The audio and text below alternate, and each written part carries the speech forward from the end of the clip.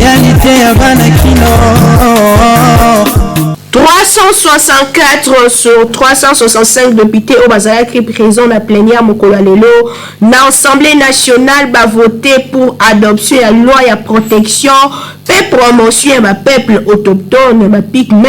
Délégation monnaie à peuple autochtone pe Bazalaki présent dans parler du peuple donc aux gens de la bino na détail mikolezali koya boyeba que Félix Antoine Tshisekedi Tshilombo président de la République ya RDC azali parmi ba président africain au bazali invité na sommet économie africaine au ezali organisé na France na sport boyeba que Vita Club a gagné qui groupe sportif Bazano na score ya 2-0 na compte ya Vodacom Ligue 1 ba détail ya ba élément o nyonso bokozo yango na kati ya édition na biso mokolelo ya KNB News.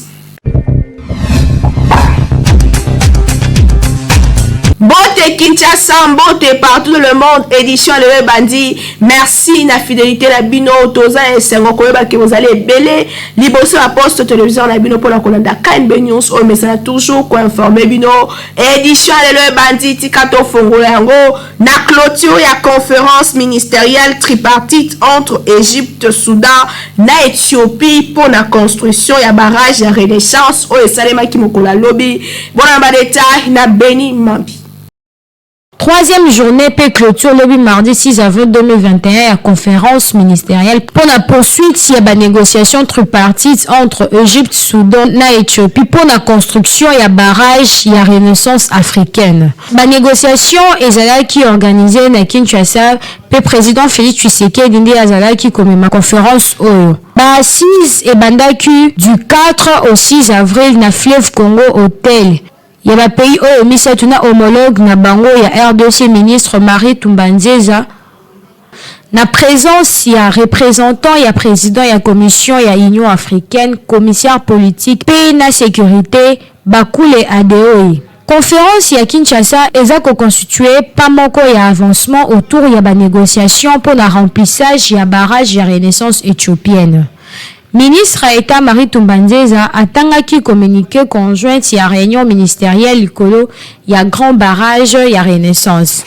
Pena suka ba participa ba exprima ki gratitude na bango na leadership ya excellence monsieur Félix Tshisekedi président ya République démocratique du Congo pe ba remercier ki peuple congolais na hospitalité na bango. Pour un rappel, réunion ministérielle pour la construction et barrage et Renaissance éthiopienne est là qui convoque du 4 au 6 avril 2021 na initiative il y a président Félix Tshisekedi président en exercice il y a Union africaine Kinshasa et l'équipe partout.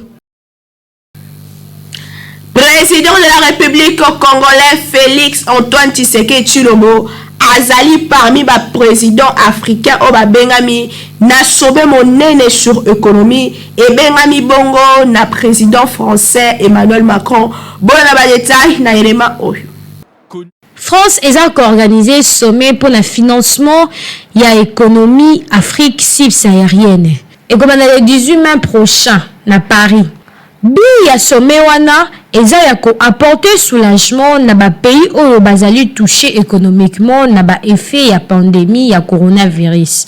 Pe idée nango eza ya ko réfléchir également na ba nouvelle source ya financement. Cyril Ramaphosa, président ya République sud-africaine, Joao Lorenzo, président ya Angola, Uhuru Kenyatta, président ya Kenya, Alpha Condé, président ya Guinée, Denis Sassou Nguesso, président ya Congo, Alassane Ouattara, président ya Côte d'Ivoire, Macky Sall, président ya Sénégal, Mamadou Bouhari, président ya Nigeria, Paul Kagame, président ya Rwanda, P. président Félix Tshisekedi, président ya RDC, P. président en exercice ya Union africaine. Bazali parmi ba président africain ou bazali invité na sommet wana. Boyeba que après kokita en baisse na ba année 1990, ba date ya ba pays africain et mata lisusu entre 2005 na 2019 pour na ba expert 100 à 309 milliards d'estimation ya ba dette ya ba pays africains.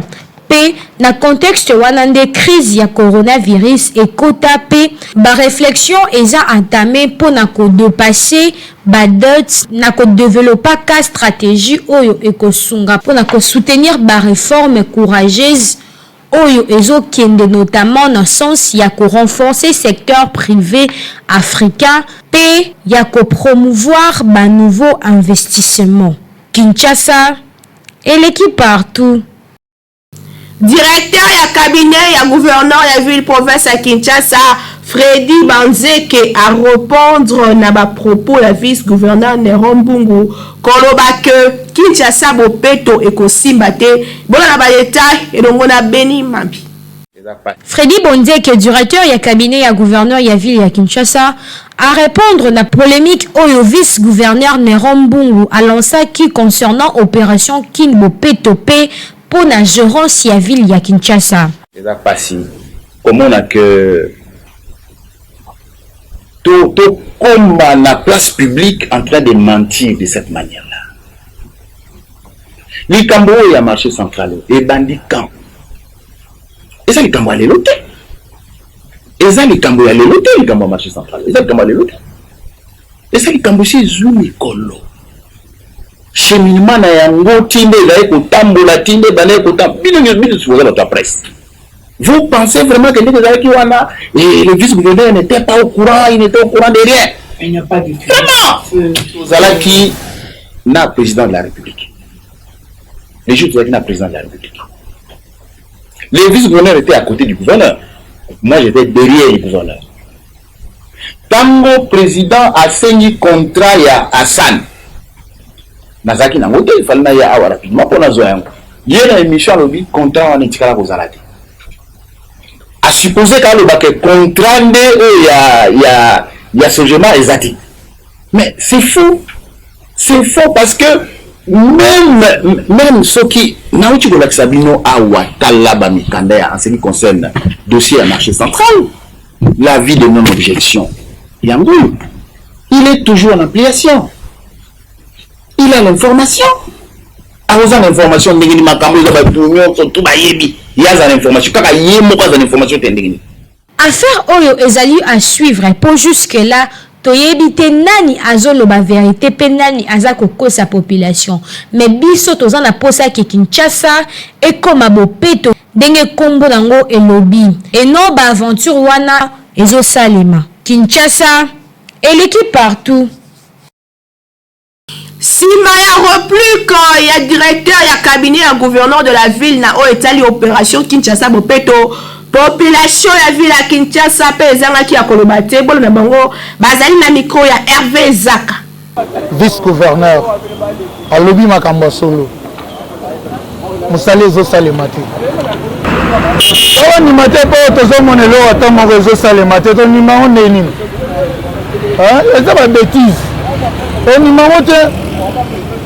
ni ma mote papa tika atana yo itakatana baza ba miyibi bayiba ba continuer ka koyiba king bopete ba tala ba fulu ndenge toni na kina banzele zate bane na biso bazokufa mai muke baterese za boucher o king bopete eza ni bazo distraire ne biso eloko ngala mo la première argument na nga bangomi balé baza makama ba guerre d'esprit.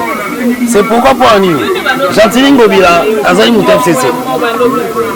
Jatilingo Bila, Azali Mouta FCC. Le Romun Azali Mouta IDFS. Baza ba guerre d'esprit, Bata IDFS, Bamata, Bata FCC Bakita. Premièrement, régiment na bango. Deuxième, Mizusu. Ne baza bango mi balé, ce que ça régiment, madame, tu vas le connaître. Bachalé Bakoko, ça connaît pour changer ba gouverneur.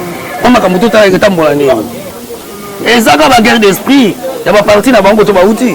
Ba nini, banini abenga go banini balie politique na bango nde ba esprit na ngo bazango batambola sikola batayi de pesa zaki ba matela batayi FCC wa ba ibi ke chantina za mutayi FCC le romu mutayi de pesa ne ba matela mo luka mutu moko matana bango ayi de pesa nde komba bazango ngo ba wela eza débat ya kini bopeto wena bo jamais le mu ngazela azeli bazoito yango akamile so biwo akamile mu azeli ba azali banda che awlo bazoito. bato oyo biso bango nyonso nango beba na biso na ba biso biso muni mbogo eza biso biso za Congolais comment sala o matiti ebele zao so que kuna ka place na yemo ko mai tondi wana na dire na yemo mai tondi wana so que ndani na mbogo ko biso papa na bango nyonso bale baza bavantile kini kopete eza financé na chef de l'État oui na bango baza bavantile baza na volonté ya kosalela mboka te po bango nyonso baza bato ya FCC na manda na bango esala ya 18 ans basaleli wa malonga te bango nyonso wana soki na manda oyo soki basali bien population efésité fati oyo bango bato banofinga rais bango mibale bayebi kini kopete eza financé na chef de l'État bata constitution ya administration balobele biso po bango mibale bata na nsa bango basali na gouvernement yayo baoyo eza financé te ndeni oyo ngobila tosala mambo lokota ndeni toleka tomona babanderole chef de l'État nangobela kini kopete soki yazo bandelo eza financé ndeni oyo ngobela koka te te mpona biso population biso bazodise biso bango mibale bazodise biso bango mibale baza baventurier ndongo misala eza financé bayebi makambo bazosa ya baventure donc bakomosaka na biso oyo leka lobaki o te eza financé te nga mpena ntango lenaotiri mpe motu na ngai eza tina bango basala balingi basala chef de l'état atala biso likambo oyo comprendre totaleli bango te tomoni eloko malingi esalemi te kini ekomi salite akoyoba te.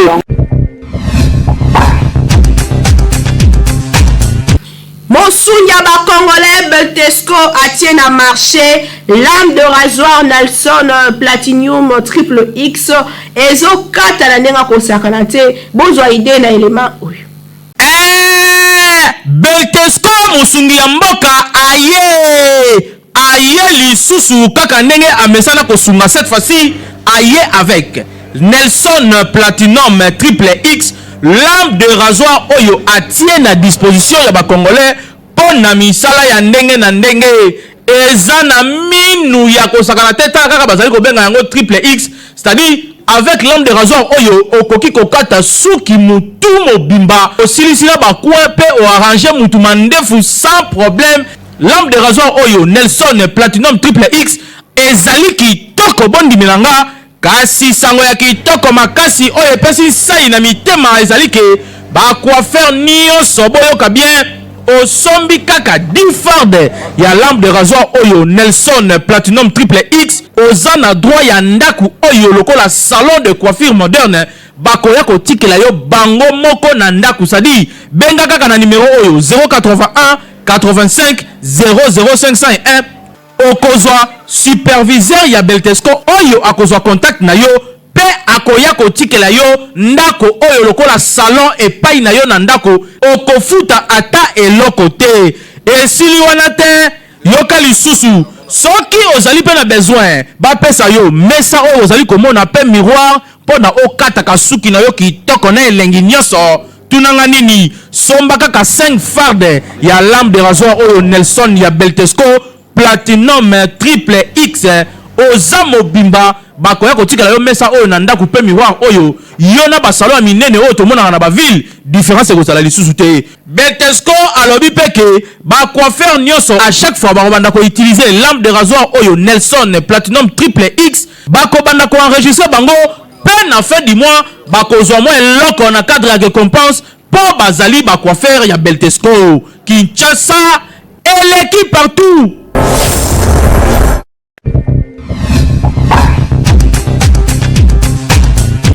Patrimoine pour la humanité mobimba mokola lelo mokili ezo célébrer journée mondiale ya santé pour na nini santé bozo wa détail na élément oyo.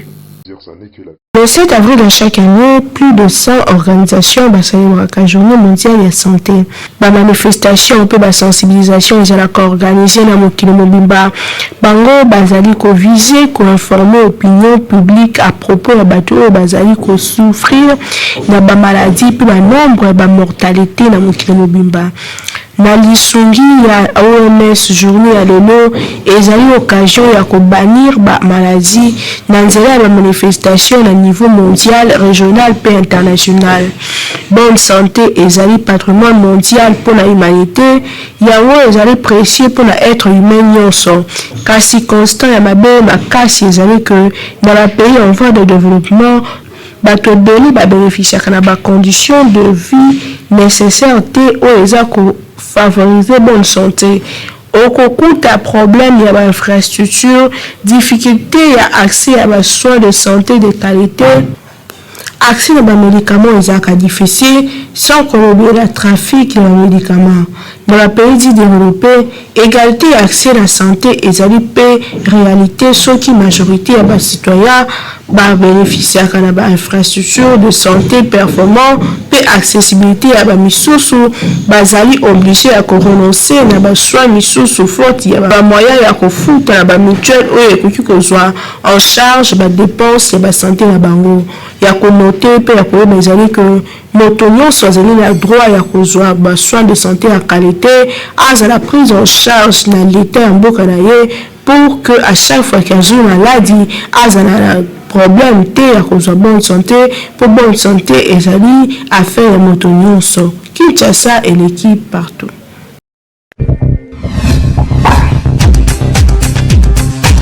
Motune tunami mokola lelo, est-ce que c'est normal que pasteur a bénir les balas alors que ayebi que sert azad déjà na zemi? Bon reportage et salami na Nathan Siada.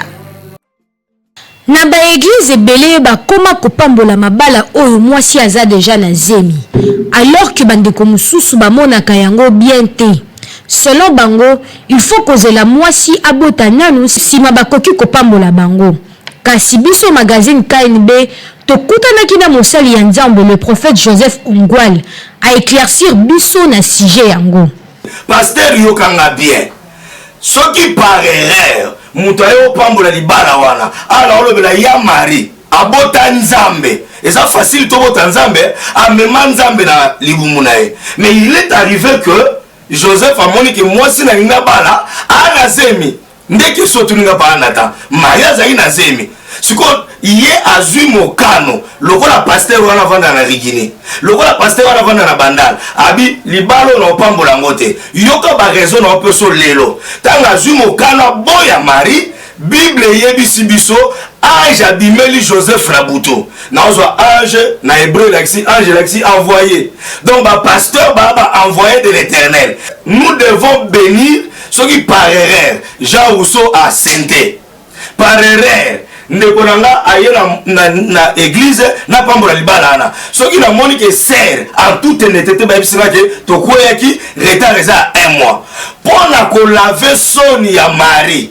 pour la laver soni ya mwasi pe ya mobali pe ya famille pasteur faut pambola libala wana pasteur faut pambola libala wana l'ange oazo représenter pasteur n'a pas refusé ya ko pambola libala ya Marie na Joseph n'a pas refusé ya ko benga bango en état de fiancé mazolo ba ne répudie pas ta femme Marie, ça dit Nzambe mtatina ki ange aza d'accord que ndimaka razemi wana mais laver honneur ya Marie obe za scandale soki bozali ba fiancé zemi kole après ko bima c'est wana protocole na frère wana zemi bimi et aux la scandale pour l'église et aux scandale pour la famille na bango. Alors pour ne pas kokoya na ba scandale wana na ba occasion de chute wana faut ko pambola libala wana ange a choqué nga alobi ne répudie pas ta femme mais ne va pas fiancé. Donc on ne peut pas bénir une femme enceinte seulement ce qui zemi wana eza yote ce Jean Rousseau na mwasi na ye zemi ya mwasi Jean Rousseau eza Jean Rousseau te libala la toko pambola ngote Nzamba ndimi ba pambola libala na po Nzamba yebi secret ya zemi wana. Ça c'est encore un autre débat. Soki ba yemi balé mukolo zemi azawana mwasi pa azawana il faut to pambola bango pona ko sauvegarder honneur ko battre la mwasi ko battre l'honneur ya famille ko battre l'honneur ya église faut ko sauvegarder honneur wana. Mais si la scène Zemiwana, et ça, il y a mon colo Zemiwana, pasteur Pambola Libalana, Dieu sera d'accord avec toi. Dieu était d'accord avec Marie, il sera d'accord avec toi. Selon prophète, Ezanango mabete pour Marie ape azwaka zemi kasi Nzambe a permettra que Joseph abala kaka bongo. Donc, ezali likambo ya appréciation ya pasteur ndenge bakosolola na couple kasi eza mabende soki zemi wana eza ya mobali oyo azobala te. Na point wana, il faut kozela mwasi abota nanu bongo bakopambola bango sima. Kinshasa, eleki partout.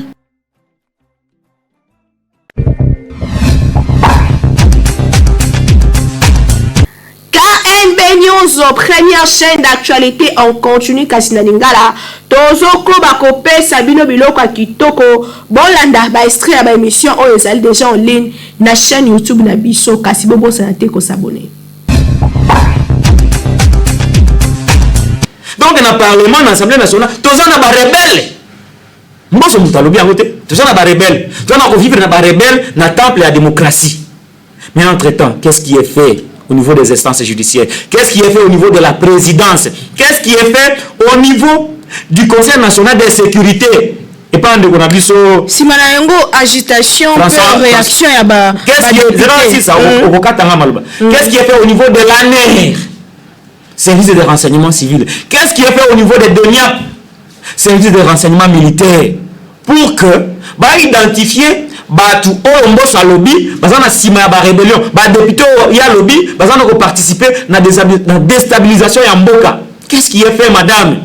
Qu'est-ce qui est fait? Nous avons retourné à Congolais. Au monde, nous avons na kanda, nous avons na passe na motema. Comment on a été, bah, dénonciation bongo, na kati ya temple la démocratie, madame. Est-ce qu'aux États-Unis d'Amérique, et le Canada que présidente de l'Assemblée nationale à lobby, dans l'Assemblée, à Bensi Bangope, binonde, bon, on a débat terroriste. Madame, une fois qu'elle aura dit ça, et qu'on n'a même pas 5 minutes, ce groupe de gens là, bah, tiens, bango, ma boko, bah, bombi, bango, bah, juger bango. Mais dans le Congo, il est qui normal. Beaucoup, j'ai comme l'impression que le pays n'est pas géré, madame. Moni démonstration de force, il y a ministre Augustin qui bat Samadiba mon encore tikali nko na lobaka na bino bon na katamati il fallait kende mena zaki moi maladie mon mboka wa bana idéologie oyo jimu kendi aïssa moto kende mena za maladie na kenda ete na mona bilili bato benga na poto partout Onyati muto 5 pardon muto abukani ba Hervé Bolanda ki biloko yango mopanzi sango Hervé Bolanda ki yango ngana lobika ke to sala ngo Hervé Nzaka to sala makambo ezala jimuke na sala idéologie nae mutu mo toko sabato na ba congolais ki élection za musique to na sala nini ateka ba iranium asa makambo na ba sabana les États-Unis pour ba congolais to gagner nini FCC au PPRD ataba côté na gouvernement te makambo ezali na okinde ko kalev alobi ba lever ba mesure na sala droite na longoli même cash ne ba ko lever mesure bon ba plainte ba tine la gaye azana Kinshasa azana cave za ba distraction. Monsieur le chef de l'état Fachi Beton peuple congolais za pour sa distraction te pour tel cas parce que ce tel équipe a coulé en 2023. Kinshasa etonda ba réalité mokolalo motune tunami. Est-ce que ezali normal que papa akende kosala wenze alors que maman azali na ndako? Bon na reportage et salami na Beni Mambipe Alpha Molinda.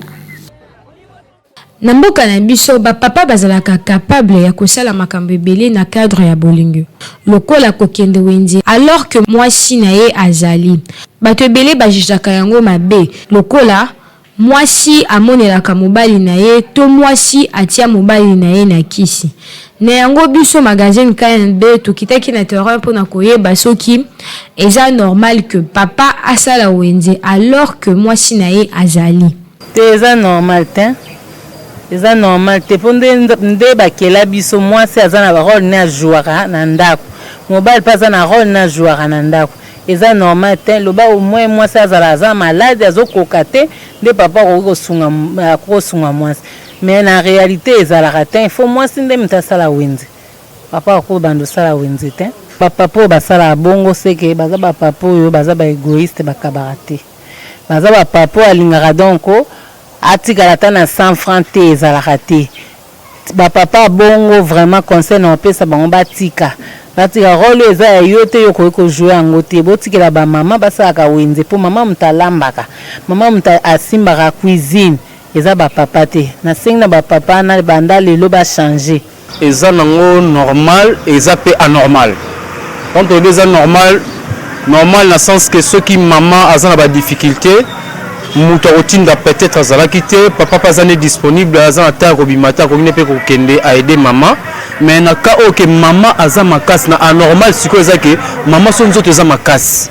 ke azomona boye bato oyo aza na papa ke esa wenzi c'est faux c'est anormal et comme normal soki na cas majeur nde tolobaka na cas majeur là papa akoki kointervenir aide babe yango aide mais eza habitude te peut-être ezalaka mpona jour wana kaka na badifficulté mama azwaki conseil mpona bapapa oyo baozaka babiloko wana conseil eza ke n'ose plus papa boze lisusu te parce que mama ntango aza wana ye tozwaka ye mpona bamisala wana biso mpe toza na bamisala na biso mosusu tosalaka oyo yebani na bafamille mais wenzi vraiment normalement eza badroit ya mama soki tuye eza nzoto makasi aluka ata leki na ye ata petite mombo ya balabala akotinda yake esele bawenzi mais yo papa na bakama je tolobaki wana bien sûr akoki koyede soki mutu vraiment aza te batali ke mutu akotinda te conseil ezalaka ke bapapa na basalaka makambo wana en tout cas basala yango lisusu te bazomonisa bamama pasi bamama bakomona bakoka kolelalela papa ye moko asalaka wenzi donc conseil nange ezali bapapa wana basalaka yango lisusu te eza mabe vraiment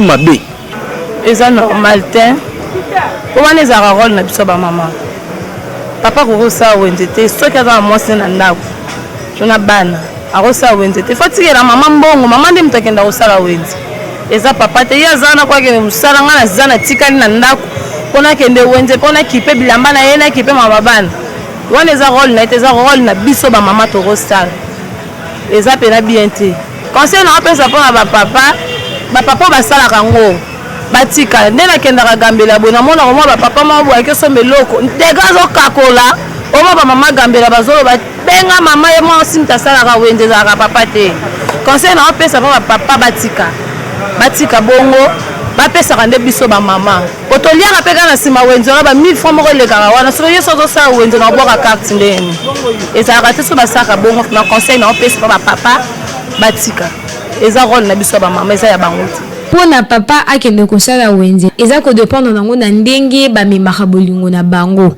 po soki mwasi aza malade to aza na incapacité ya kosala wenze mobali na ye akoki koede ye po tobalanaka po tosungana mais soki ekomi habitude que papa akendaka wenze alors que mwasi azosala eloko te wana nde ekomaka mabe. Kinshasa eleki partout.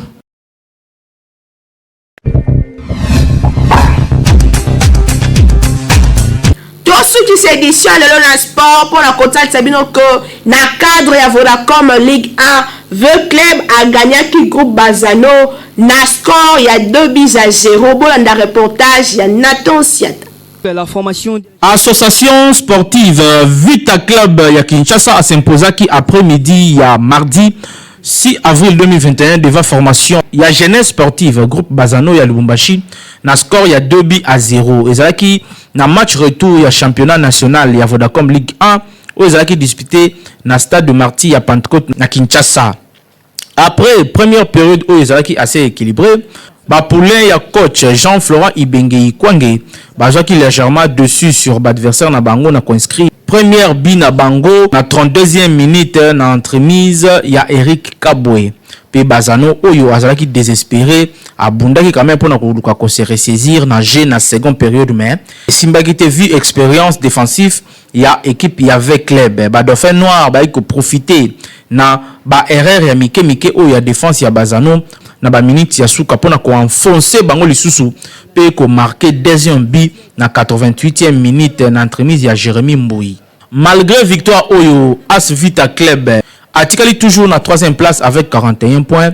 Na 17 sorties déjà à Sali. Tandis que groupe Bazano Bango Batikali dernier na classement OYOP na zone relégable avec 11 unités na 22 matchs ici Babeti déjà. Na match aller, deux formations oyo se neutraliser qui na score ya 0 but partout na stade qui basa Maliba na commune ya Kenya na Lubumbashi. Kinshasa et l'équipe partout. Édition lelo esili, merci l'équipe technique per rédactionnelle accompagné kinga la sima caméra oyo tozalaki na Hervé Zaka awa esimba makina Alpha Moenda régie finale esimba makina Timothée Kayembe réalisation esimba makina na Nathan Siata toujours na coordination ya le lion de la communication Jimmy Mukendi ngana be tokuta mikolo zali ko ya mingi bo continuer ko na biso kasi bo sanate ko s'abonner na KNB News na chaîne YouTube na biso tokuta ni lobby pour l'édition mosusu